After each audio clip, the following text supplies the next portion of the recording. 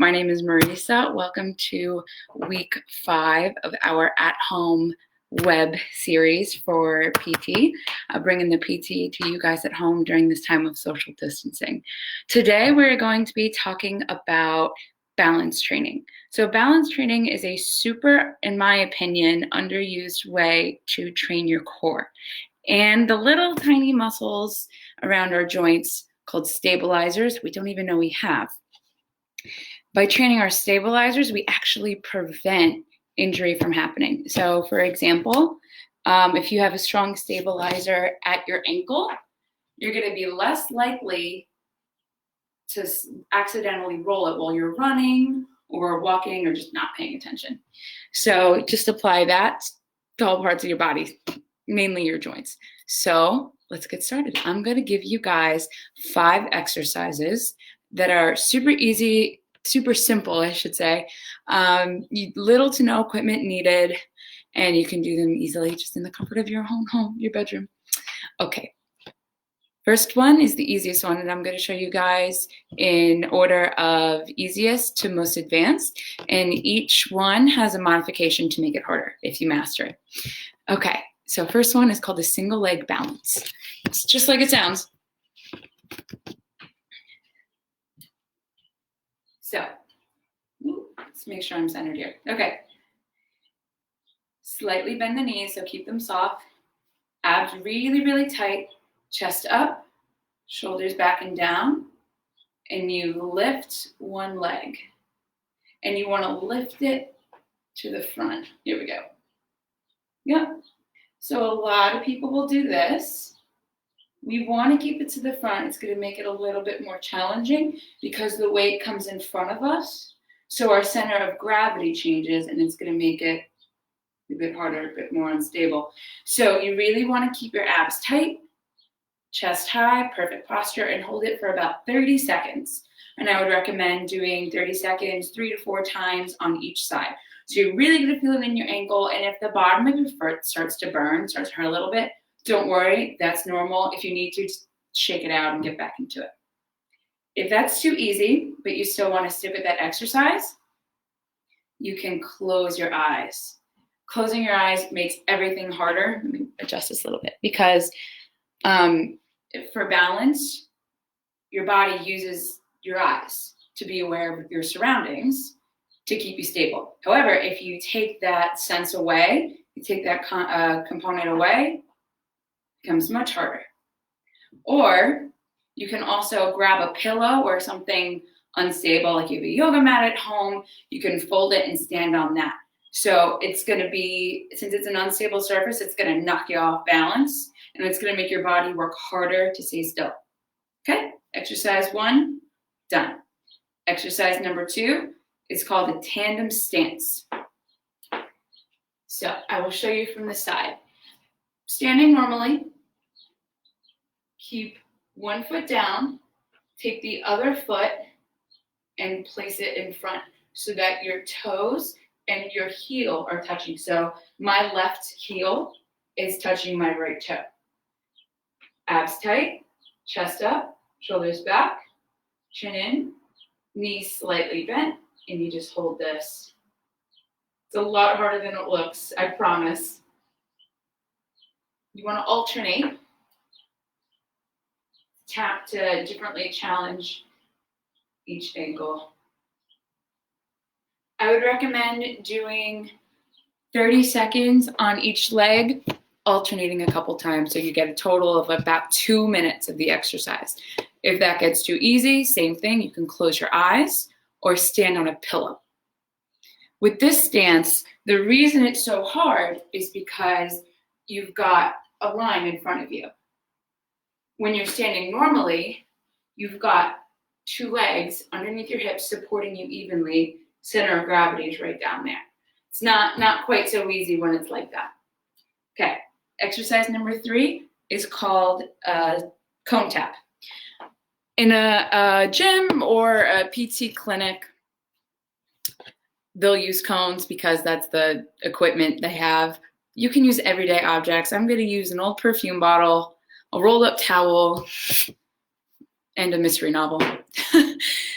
The first time you do this, I recommend, here, let me tilt this down a little bit. I recommend placing the objects so you're at a 90-degree triangle, right triangle. So one at 12 o'clock, one at 3 o'clock. I don't know if you can see this. Here, let's bring this back. Yeah.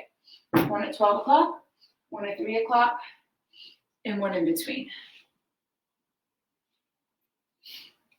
Abs tight, chest high, shoulders back, chin tucked. If the objects are to the right of you, you want to lift your right leg.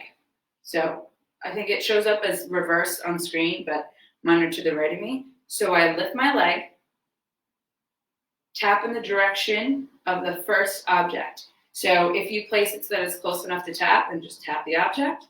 You reset. So when you reset, you bring your knee or your foot back to your knee. So you want to reset each time. So 12 o'clock, 1 o'clock, 3 o'clock. And you do that 10 times on each leg. Same thing, the bottom of your foot might start to burn a little bit. That's okay. Shake it off if you need to. If you want to make it more difficult, you can actually arrange the objects a little bit differently. So you can take one object, put it at 12 o'clock, keep one object at 3 o'clock, and put the other object at 9 o'clock. And stand so that you be in the middle of the clock. So what you do, start 3 o'clock, reset, go to 12 o'clock, reset. Now, rather than cross over the front of your body, you're going to want to scoop your leg, the moving leg, start to bend the standing leg, and scoop that moving leg behind like you're doing a curtsy. So if you've ever seen a curtsy squat or a skater, that's the movement, and reset. I don't recommend doing this one unless you feel super confident about the first option I showed you, because the curtsy squat puts your knee at kind of a strange angle, and it could hurt it if you don't have strong stabilizer. So we want to focus on prehab, which is prehabilitation. Prehab before the rehab is what I say. Okay. Exercise number 4 is called the bird dog. There's a bunch of names for it. I call it bird dog. Most PTs will call it bird dog. Opposite arm, opposite leg lift. You may have heard it. It's all the same. So you come into your hands and knees, or if you want the official terminology, it's a quadruped position. Knees underneath the hips, hands underneath the shoulders, abs super tight, chin in. You're going to lift one arm up. But as you lift this arm up, you're going to lift the opposite leg up as well and come back. And then you reset, alternating. So this one really, really works your deep and superficial abs, because the key is to keep your hips square. It's going to be tempting to turn, because that's going to help keep you balanced a little bit. And if you have kind of weaker abs, it's the compensation that happens. So we want to make sure the hips are square. Use a slow 2-2 tempo. Do 2 sets of 10 on each side. And if you want to make this more challenging, you can close your eyes or put your hands and knees on a pillow. Last but not least, if I have any yoga lovers in here, you will know this one, Warrior 3 pose. This is the most advanced, and I don't recommend doing this one until you feel very confident about your balance. And if you do try to jump into it anyway, do not do full range. You'll see what I mean in a second. Okay, so I'll show you from the side, and then I'll show you from the front. Square your hips to the wall. Very important. Keep the hips square in this exercise. That's the whole point. It's really going to work the stabilizers at your ankles, and it's really going to work your abs once again to keep the hips in line. Choose an arm, doesn't matter which, because you're going to be doing both arms. And you're going to lengthen that arm. So I'm picking my right arm. It might show up as my left. Now I'm going to take the left leg, keep it extended, slightly bend my right leg, my standing leg, the same leg as my outstretched arm. Put my hand on my hip, the other hand on my hip, and I'm going to hinge. So my hips act like a hinge, and difficult. The leg lifts, and ideally you want to get to where you look like a table. So your body is parallel to the ground and come back in. It's going to be very tempting, I'll show you from the side, for your hip to come up because that's the compensation. If you can see, a lot of people like to do this because it makes things a little bit easier. And if you have a weak core, that's just the compensation that the body jumps to. Abs tight, hips square. And now if you're having trouble and this is your range, start there. You don't have to do anything crazy because this is a tough one. So build up to it. I hope my hips are square. I'm really trying. I can't see. And if this becomes too easy, you can stand on a pillow or close your eyes. However, I really, really recommend only doing that until you've mastered this exercise because it's hard.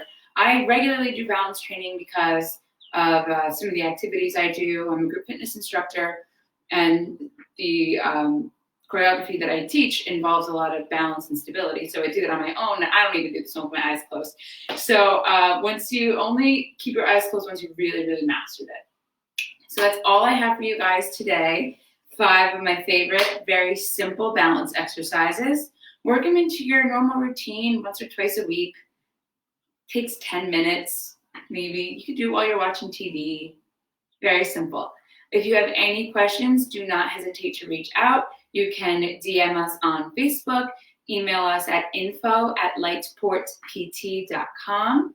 I am always available to talk. Please like our page, like the video, and share this video. I really, really appreciate it. We want to get the word out to everyone because we know this is a little bit of a tough time, and we want everybody to take care of their own bodies, and this is one of the ways to do it.